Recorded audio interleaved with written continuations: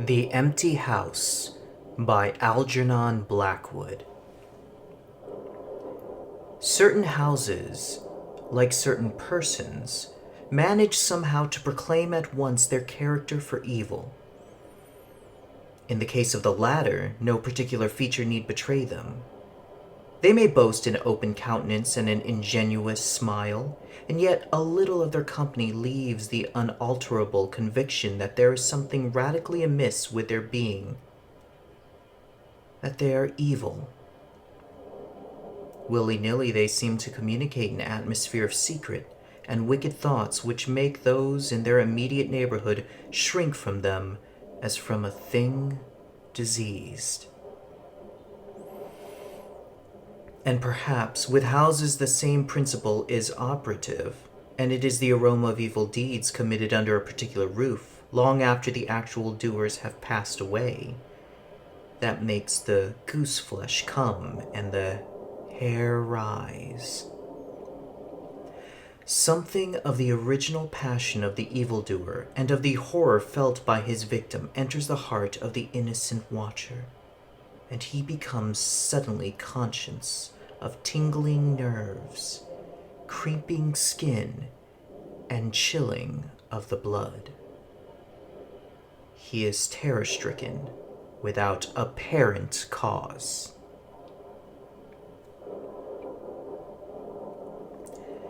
There was manifestly nothing in the external appearance of this particular house to bear out the tales of the horror that was said to reign within.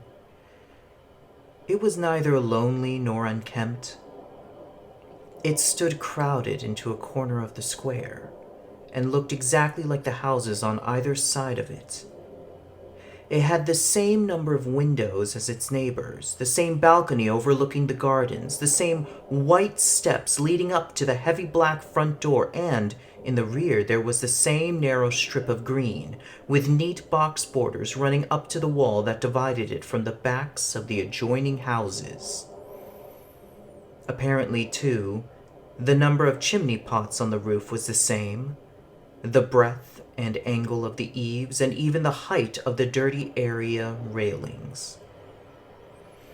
And yet this house in the square that seemed precisely similar to its 50 ugly neighbors was, as a matter of fact, entirely different. Horribly different.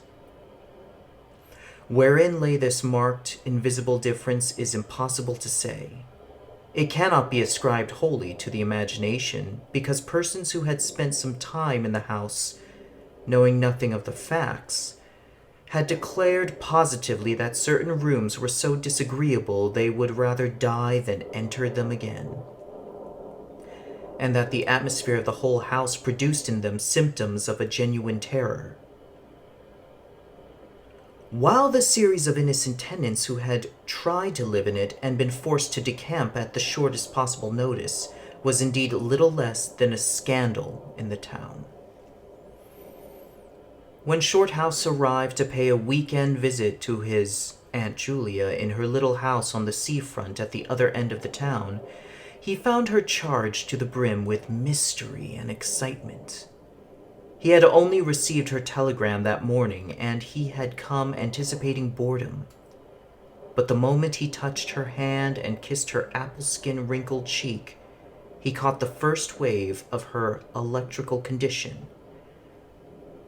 The impression deepened when he learned that there was to be no other visitors, and that he had been telegraphed for with a very special object. Something was in the wind. And the something would doubtless bear fruit, for this elderly spinster aunt with a mania for psychic research had brains as well as willpower, and by hook or by crook, she usually managed to accomplish her ends. The revelation was made soon after tea, when she sidled close up to him as they paced slowly along the seafront in the dusk. "I've got the keys," she announced in a delighted yet half-awesome voice. "Got them till Monday." "The keys of the bathing machine, or he asked innocently, looking from the sea to the town.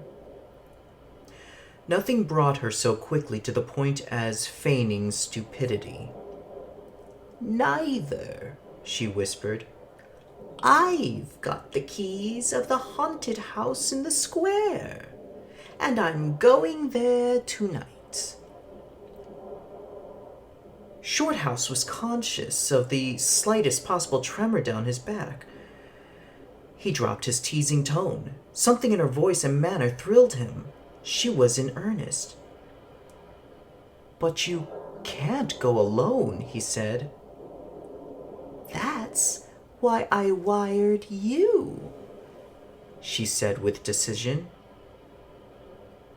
He turned to look at her. The ugly, lined, enigmatical face was alive with excitement. There was the glow of genuine enthusiasm round it like a halo. The eyes shone. He caught another wave of her excitement, and a second tremor, more marked than the first, accompanied it. "Thanks, Aunt Julia," he said politely. "Thanks awfully." "I should not dare to go quite alone," she went on, raising her voice, "but with you I should enjoy it immensely. You're afraid of nothing. I know." "Thanks so much," he said again. Is anything likely to happen?" "A great deal has happened," she whispered, "though it's been most cleverly hushed up. 3 tenants have come and gone in the last few months, and the house is said to be empty for good now." In spite of himself, Shorthouse became interested. His aunt was so very much in earnest. "The house is very old indeed," she went on, "and the story, an unpleasant one, dates a long way back. It has to do with a murder committed by a jealous stableman who had some affair with a servant in the house. One night he managed to secrete himself in the cellar, and when everyone was asleep, he crept upstairs to the servants' quarters, chased the girl down to the next landing, and before anyone could come to the rescue, threw her bodily over the banisters into the hall below." "And the stableman?" "Was caught, I believe, and hanged for murder. But it all happened a century ago, and I've not been able to get more details of the story." Shorthouse now felt his interest thoroughly aroused. But though he was not particularly nervous for himself, he hesitated a little on his aunt's account. "On one condition," he said at length. "Nothing will prevent me going," she said firmly. "But I may as well hear your condition." "That you guarantee your power of self-control if anything really horrible happens. I mean, that you are sure you won't get too frightened." "Jim," she said scornfully, "I'm not young. I know, nor are my nerves, but with you I should be afraid of nothing in the world." This, of course, settled it, for Shorthouse had no pretensions to being other than a very ordinary young man, and an appeal to his vanity was irresistible. He agreed to go.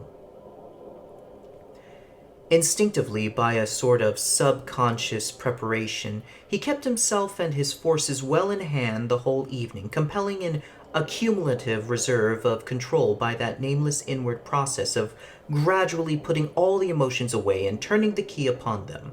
A process difficult to describe, but wonderfully effective, as all men who have lived through the severe trials of the inner man well understand. Later, it stood him in good stead. But it was not until 10:30, when they stood in the hall, well in the glare of friendly lamps, and still surrounded by comforting human influences, that he had to make the first call upon this store of collected strength. For once the door was closed, and he saw the deserted, silent street stretching away white in the moonlight before them, it came to him clearly that the real test that night would be in dealing with two fears instead of one. He would have to carry his aunt's fears as well as his own. And as he glanced down at her sphinx-like countenance and realized that it might assume no pleasant aspect in a rush of real terror, he felt satisfied with only one thing in the whole adventure: that he had confidence in his own will and power to stand against any shock that might come. Slowly they walked along the empty streets of the town. A bright autumn moon silvered the roofs, casting deep shadows. There was no breath of wind, and the trees in the formal gardens by the seafront watched them silently as they passed along. To his aunt's occasional remark, Shorthouse made no reply, realizing that she was simply surrounding herself with mental buffers, saying ordinary things to prevent herself thinking of extraordinary things. Few windows showed lights, and from scarcely a single chimney came smoke or sparks. Shorthouse had already begun to notice everything, even the smallest details. Presently, they stopped at the street corner and looked up at the name on the side of the house full in the moonlight, and with one accord, but without remark, turned into the square and crossed over to the side of it that lay in shadow. "The number of the house is 13, whispered a voice at his side, and neither of them made the obvious reference, but passed across the broad sheet of moonlight and began to march up the pavement in silence. It was about halfway up the square that Shorthouse felt an arm suddenly slipped quietly but significantly into his own, and knew then that their adventure had begun in earnest, and that his companion had already yielding imperceptibly to the influences against them. She needed support. A few minutes later, they stopped before a tall, narrow house that rose before them into the night, ugly in shape and painted a dingy white. Shutterless windows, without blinds, stared down upon them, shining here and there in the moonlight. There were weather streaks in the wall and cracks in the paint, and the balcony bulged out from the first floor a little unnaturally. But beyond this generally forlorn appearance of an unoccupied house, there was nothing at first sight to single out this particular mansion for the evil character it had most certainly acquired. Taking a look over their shoulders to make sure they had not been followed, they went boldly up the steps and stood against the huge black door that fronted them forbiddingly. But the first wave of nervousness was now upon them, and Shorthouse fumbled a long time with the key before he could fit it into the lock at all. For a moment, if truth were told, they both hoped it would not open, for they were a prey to various unpleasant emotions as they stood there on the threshold of their ghostly adventure. Shorthouse, shuffling with the key and hampered by the steady weight on his arm, certainly felt the solemnity of the moment. It was as if the whole world, for all experience, seemed at that instant concentrated in his own consciousness, were listening to the grating noise of that key. A stray puff of wind wandering down the empty street woke a momentary rustling in the trees behind them. But otherwise, this rattling of the key was the only sound audible. And at last it turned in the lock, and the heavy door swung open and revealed a yawning gulf of darkness beyond. With a last glance at the moonlight square, they passed quickly in, and the door slammed behind them with a roar that echoed prodigiously through empty halls and passages. But instantly, with the echoes, another sound made itself heard, and Aunt Julia leaned suddenly so heavily upon him that he had to take a step backward to save himself from falling. A man had coughed close beside them. So close that it seemed they must have been actually by his side in the darkness. With the possibility of practical jokes in his mind, Shorthouse at once swung his heavy stick in the direction of the sound. But it met nothing more solid than air. He heard his aunt give a little gasp beside him. "There's someone here," she whispered. "I heard him." "Be quiet," he said sternly. "It was nothing but the noise at the front door." "Oh, get a light. Quick," she added as her nephew, fumbling with a box of matches, opened it upside down and let them all fall with a rattle on the stone floor. The sound, however, was not repeated, and there was no evidence of retreating footsteps. In another minute they had a candle burning, using an empty end of a cigar case as a holder, and when the first flare had died down, he held the impromptu lamp aloft and surveyed the scene. And it was dreary enough in all conscience, for there is nothing more desolate in all the abodes of men than an unfurnished house dimly lit, silent and forsaken, and yet tenanted by rumor with the memories of evil and violent histories. They were standing in a wide hallway. On their left was the open door of a spacious dining room, and in front the hall ran, even narrowing into a long, dark passage that led apparently to the top of the kitchen stairs. The broad, uncarpeted staircase rose in a sweep before them, everywhere draped in shadows, except for a single spot about halfway up where the moonlight came in through the window and fell on a bright patch on the boards.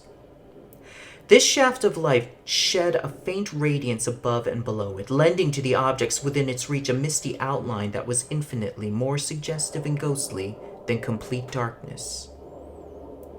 Filtered moonlight always seems to paint faces on the surrounding gloom, and as Shorthouse peered up into the well of darkness and thought of the countless empty rooms and passages in the upper part of the old house, he caught himself longing again for the safety of the moonlit square or the cozy, bright drawing room they had left an hour before.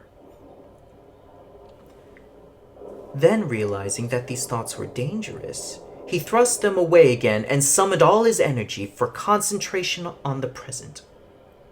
"Aunt Julia," he said aloud, severely, "we must now go through the house from top to bottom and make a thorough search." The echoes of his voice died away slowly all over the building, and in the intense silence that followed, he turned to look at her. In the candlelight, he saw that her face was already ghastly pale. But she dropped his arm for a moment and said in a whisper, stepping close in front of him, "I agree. We must be sure there's no one hiding. That's the first thing." She spoke with evident effort, and he looked at her with admiration. "You feel quite sure of yourself? It's not too late." "I think so," she whispered, her eyes shifting nervously toward the shadows behind. "Quite sure. Only one thing." "What's that?" "You must never leave me alone for an instant." "As long as you understand that any sound or appearance must be investigated at once, for to hesitate means to admit fear. That is fatal."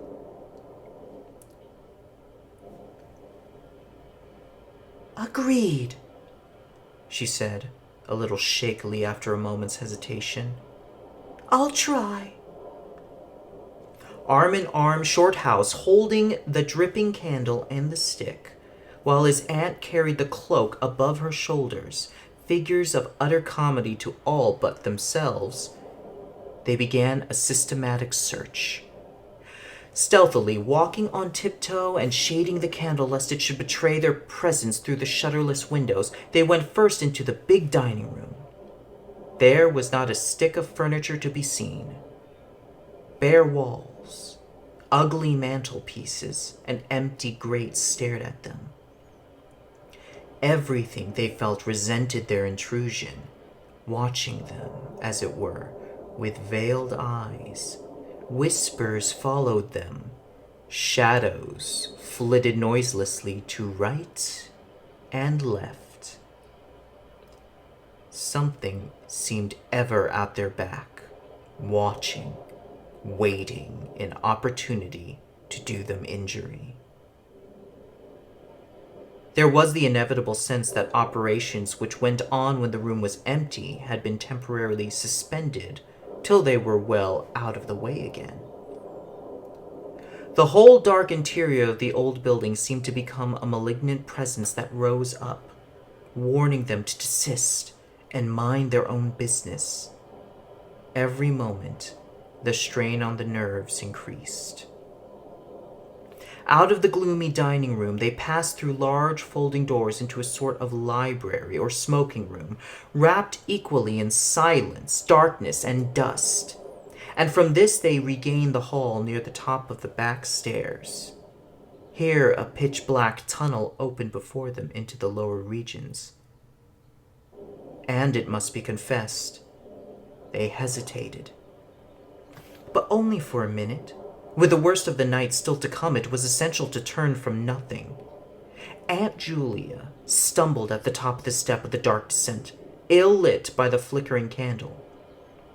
And even Shorthouse felt at least half the decision go out of his legs. "Come on," he said peremptorily, and his voice ran on and lost itself in the dark, empty spaces below. "I'm coming," she faltered, catching his arm with an unnecessary violence. They went a little unsteadily down the stone steps, a cold, damp air meeting them in the face, close and malodorous. The kitchen, to which the stairs led along a narrow passage, was large, with a lofty ceiling. Several doors opened out of it, some into cupboards with empty jars still standing on the shelves, and others into horrible little ghostly back offices, each colder and less inviting than the last. Black beetles scurried over the floor, and once, when they knocked against a deal table standing in a corner, something about the size of a cat jumped down with a rush and fled, scampering across the stone floor into the darkness. Everywhere there was a sense of recent occupation, an impression of sadness and gloom. Leaving the main kitchen, they next went towards the scullery. The door was standing ajar, and as they pushed it open to its full extent, Aunt Julia uttered a piercing scream, which she instantly tried to stifle by placing her hand over her mouth. For a second, Shorthouse stood stock still, catching his breath. He felt as if his spine had suddenly become hollow and someone had filled it with particles of ice. Facing them, directly in their way, between the doorposts, stood the figure of a woman. She had disheveled hair and wildly staring eyes, and her face was terrified and white as death. She stood there motionless for the space of a single second. Then the candle flickered, and she was gone. Gone utterly. And the door framed nothing but empty darkness. Only the beastly jumping candlelight, he said quickly in a voice that sounded like someone else's and was only half under control. "Come on, Aunt, there's nothing there." He dragged her forward. With a clattering of feet and a great appearance of boldness, they went on, but over his body the skin moved as if crawling ants covered it. And he knew by the weight on his arm that he was supplying the force of locomotion for two.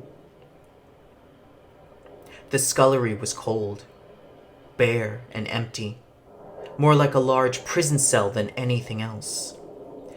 They went round it, tried the door into the yard and the windows, but found them all fastened securely. His aunt moved beside him like a person in a dream. Her eyes were tightly shut, and she seemed merely to follow the pressure of his arm. Her courage filled him with amazement. At the same time, he noticed that a certain odd change had come over her face, a change which somehow evaded his power of analysis.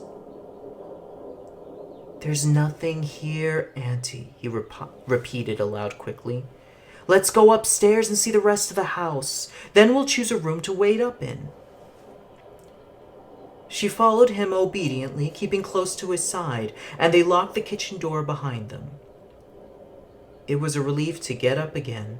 In the hall there was more light than before, for the moon had traveled a little further down the stairs. Cautiously they began to go up into the dark vault of the upper house, the boards creaking under their weight.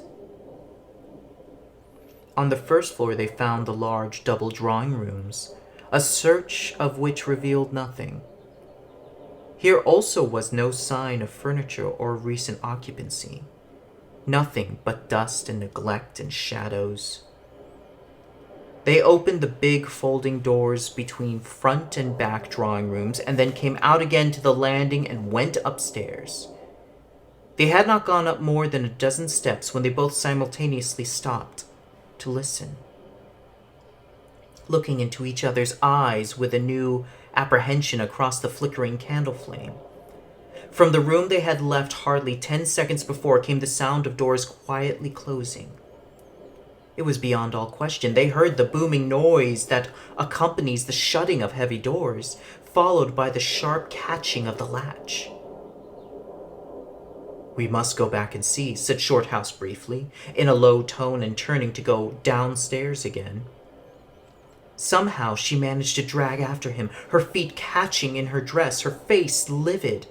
When they entered the front drawing room, it was plain that the folding doors had been closed half a minute before. Without hesitation, Shorthouse opened them.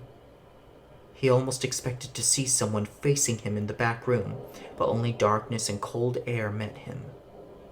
They went through both rooms, finding nothing unusual. They tried in every way to make the doors close of themselves, but there was not wind enough even to set the candle flame flickering.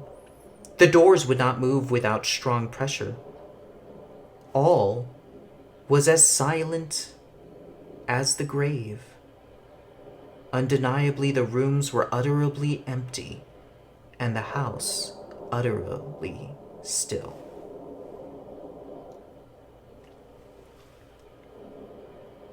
"It's beginning," whispered a voice at his elbow which he hardly recognized as his aunt's. He nodded acquiescence, taking out his watch to note the time. It was 15 minutes before midnight. He made the entry of exactly what had occurred in his notebook, setting the candle in its case upon the floor in order to do so. It took a moment or two to balance it safely against the wall. Aunt Julia always declared that at this moment she was not actually watching him, but had turned her head towards the inner room, where she fancied she heard something moving. But, at any rate, both positively agreed that there came a sound of rushing feet, heavy and very swift, and the next instant the candle was out. But to Shorthouse himself had come more than this, and he has always thanked his fortunate stars that it came to him alone and not to his aunt too. For as he rose from the stooping position of balancing the candle, and before it was actually extinguished, a face thrust itself forward so close to his own that he could almost have touched it with his lips. It was a face working with passion. A man's face. Dark, with thick features, and angry. savage eyes. It belonged to a common man. And it was evil in its ordinary, normal expression, no doubt, but as he saw it, alive with intense, aggressive emotion. It was a malignant and terrible human countenance. There was no movement of the air, nothing but the sound of rushing feet, stockinged or muffled feet, the apparition of the face and the almost simultaneous extinguishing of the candle. In spite of himself, Shorthouse uttered a little cry, nearly losing his balance as his aunt clung to him with her whole weight in one moment of real, uncontrollable terror. She made no sound, but simply seized him bodily. Fortunately, however, she had seen nothing, but had only heard the rushing feet, for her control returned almost at once, and he was able to disentangle himself and strike a match. The shadows ran away on all sides before the glare, and his aunt stooped down and groped for the cigar case with the precious candle. Then they discovered that the candle had not been blown out at all. It had been crushed out. The wick was pressed down into the wax, which was flattened as if by some smooth, heavy instrument. How his companion so quickly overcame her terror, Shorthouse never properly understood, but his admiration for her self-control increased tenfold, and at the same time served to feed his own dying flame, for which he was undeniably grateful. Equally inexplicable to him was the evidence of physical force they had just witnessed. He at once suppressed the memory of stories he had heard of physical mediums and their dangerous phenomena. For if these were true, and either his aunt or himself were unwittingly a physical medium, it meant that they were simply aiding to focus the forces of a haunted house already charged to the brim. It was like walking with unprotected lamps among uncovered stores of gunpowder.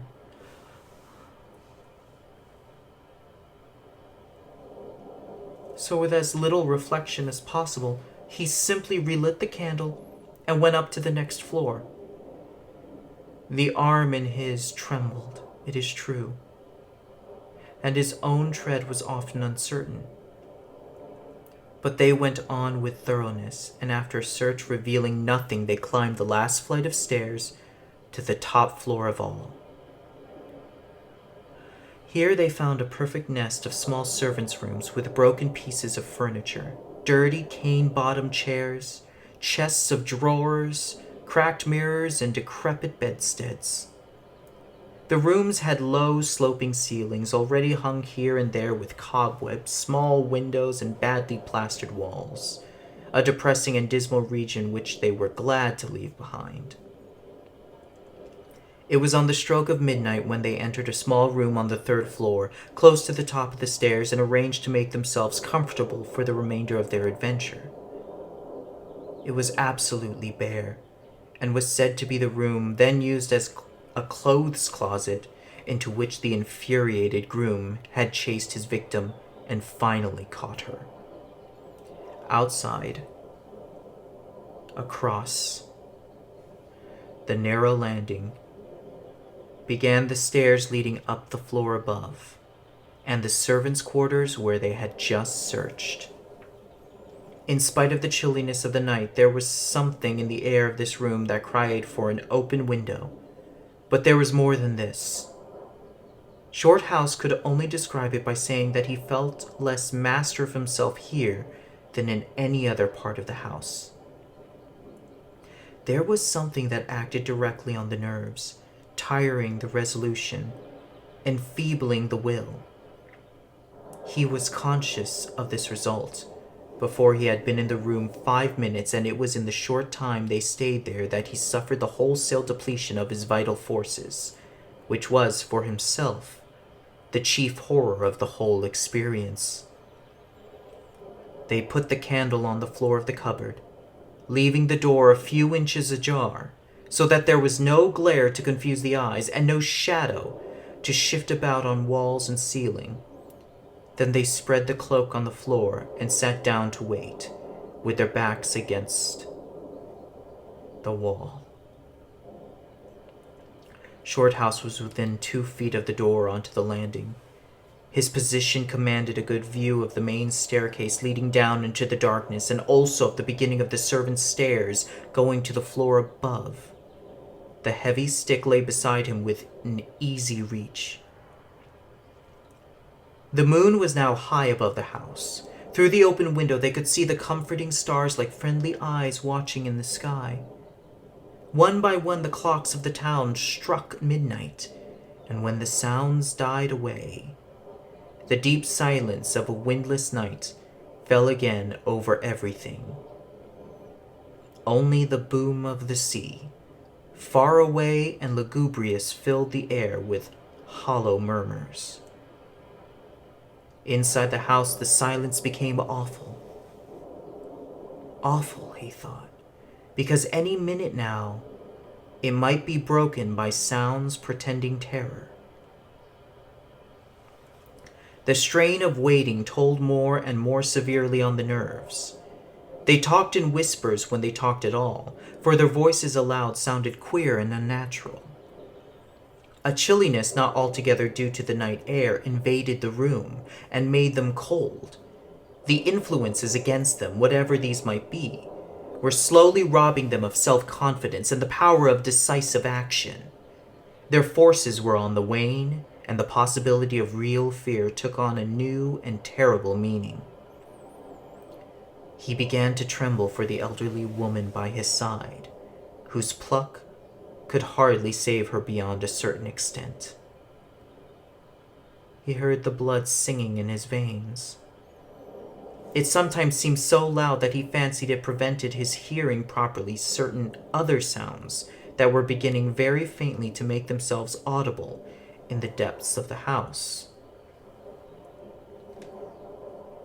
Every time he fastened his attention on these sounds, they instantly ceased. They certainly came no nearer, yet he could not rid himself of the idea that movement was going on somewhere in the lower regions of the house.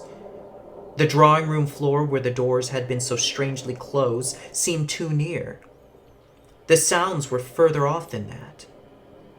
He thought of the great kitchen, with the scurrying black beetles, and of the dismal little scullery. But somehow or other, they did not seem to come from the air either. Surely they were not outside the house.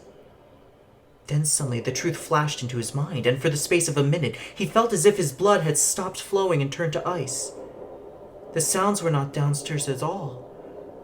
They were upstairs. Upstairs, somewhere among those horrid, gloomy little servants' rooms with their bits of broken furniture, low ceilings, and cramped windows. Upstairs, where the victim had first been disturbed and stalked to her death. And the moment he discovered where the sounds were, he began to hear them more clearly. It was the sound of feet, moving stealthily along the passage overhead, in and out among the rooms and past the furniture. He turned quickly to steal a glance at the motionless figure seated beside him, to note whether she had shared his discovery. The faint candlelight coming through the crack in the cupboard door threw her strongly marked face into vivid relief against the white of the wall. But it was something else that made him catch his breath and stare again. An extraordinary something had come into her face and seemed to spread over her features like a mask. It smoothed out the deep lines and drew the skin everywhere a little tighter so that the wrinkles disappeared. It brought into the face, with the sole exception of the old eyes, an appearance of youth and almost of childhood. He stared in speechless amazement. Amazement that was dangerously near to horror. It was his aunt's face indeed, but it was her face of 40 years ago. The vacant, innocent face of a girl. He had heard stories of that strange effect of terror which could wipe a human countenance clean of other emotions, obliterating all previous expressions, but he had never realized that it could be literally true or could mean anything so simply horrible as what he now saw. For the dreadful signature of overmastering fear was written plainly in that utter vacancy of the girlish face beside him. And when, feeling his intense gaze, she turned to look at him, He instinctively closed his eye tightly to shut out the sight. Yet when he turned a minute later, his feelings well in hand, he saw to his intense relief another expression. His aunt was smiling, and though the face was deathly white, the awful veil had lifted, and the normal look was returning. "Anything wrong?" was all he could think of to say at the moment, and the answer was eloquent coming from such a woman. "I feel cold and a little frightened," she whispered. He offered to close the window, but she seized hold of him and begged him not to leave her side even for an instant. "It's upstairs, I know," she whispered with an odd half-laugh. "But I can't possibly go up." But Shorthouse thought otherwise, knowing that in action lay their best hope of self-control. He took the brandy flask and poured out a glass of neat spirit, stiff enough to help anybody over anything. She swallowed it with a little shiver. His only idea now was to get out of the house before her collapse became inevitable, but this could not safely be done by turning tail and running from the enemy. Inaction was no longer possible. Every minute he was growing less master of himself and desperate. Aggressive measures were imperative without further delays. Moreover, the action must be taken towards the enemy, not away from it. The climax, if necessary and unavoidable, would have to be faced boldly. He could do it now, but in 10 minutes he might not have the force left to act for himself, much less for both. Upstairs the sounds were meanwhile becoming louder and closer, accompanied by occasional creaking of the boards. Someone was moving stealthily about, stumbling now and then awkwardly against the furniture. Waiting a few moments to allow the tremendous dose of spirits to produce its effect, and knowing this would last but a short time under the circumstance, Shorthouse then quietly got on his feet, saying in a determined voice, "Now, Aunt Julia, we'll go upstairs and find out what all this noise is about. You must come too. It's what we agreed." He picked up his stick and went to the cupboard for the candle.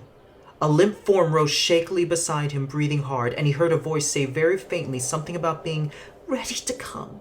The woman's courage amazed him, and it was so much greater than his own. And as they advanced, holding aloft the dripping candle, some subtle force exhaled from this trembling, white-faced old woman at his side that was the true source of his inspiration. It held something really great that shamed him and gave him the support without which he would have proved far less equal to the occasion. They crossed the dark landing, avoiding with their eyes the deep black space over the banisters. Then they began to mount the narrow staircase to meet the sounds which, minute by minute, grew louder and nearer. About halfway up the stairs, Aunt Julia stumbled, and Shorthouse turned to catch her by the arm, and just at that moment there came a terrific crash in the servants' corridor overhead. It was instantly followed by a shrill, agonized scream that was a cry of terror, and a cry for help melted into one. Before they could move aside or go down a single step, someone came rushing along the passage overhead, blundering horribly, racing madly at full speed, 3 steps at a time, down the very staircase where they stood. The steps were light and uncertain, but close behind them sounded the heavier tread of another person, and the staircase seemed to shake. Shorthouse and his companion just had time to flattened themselves against the wall when the jumble of flying steps was upon them, and 2 persons, with the slightest possible interval between them, dashed past at full speed. It was a perfect whirlwind of sound breaking in upon the midnight silence of the empty building. The 2 runners, pursuer and pursued, had passed clean through them where they stood, and already with a thud the boards below had received first one, then the other. Yet they had been absolutely nothing. Not a hand, or arm, or face, or even a shred of flying clothing. There came a second pause. Then the first one, the lighter of the two, obviously the pursued one, ran with uncertain footsteps into the little room which Shorthouse and his aunt had just left. The heavier one followed. There was a sound of scuffling and gasping and smothered screaming, and then out on the landing came the step of a single person treading weightily. A dead silence followed for the space of half a minute, and then was heard a rushing sound through the air. It was followed by a dull, crashing thud in the depths of the house below, on the stone floor of the hall. Utter silence reigned after. Nothing moved. The flame of the candle was steady. It had been steady the whole time, and the air had been undisturbed by any movement whatsoever. Palsied with terror, Aunt Julia, without waiting for her companion, began fumbling her way downstairs. She was crying gently to herself, and when Shorthouse put his arm round her and half carried her, he felt that she was trembling like a leaf. He went into the little room and picked up the cloak from the floor and, arm in arm, walking very slowly without speaking a word or looking once behind them, they marched down the 3 flights into the hall. In the hall they saw nothing, but the whole way down the stairs they were conscious that someone followed them, step by step. When they went faster, it was left behind, and when they went more slowly, it caught them up. But never once did they look behind to see, and at each turning of the staircase they lowered their eyes for fear of the following horror they might see upon the stairs above. With trembling hands, Shorthouse opened the front door, and they walked out into the moonlight and drew a deep breath of the cool night air blowing in from the sea.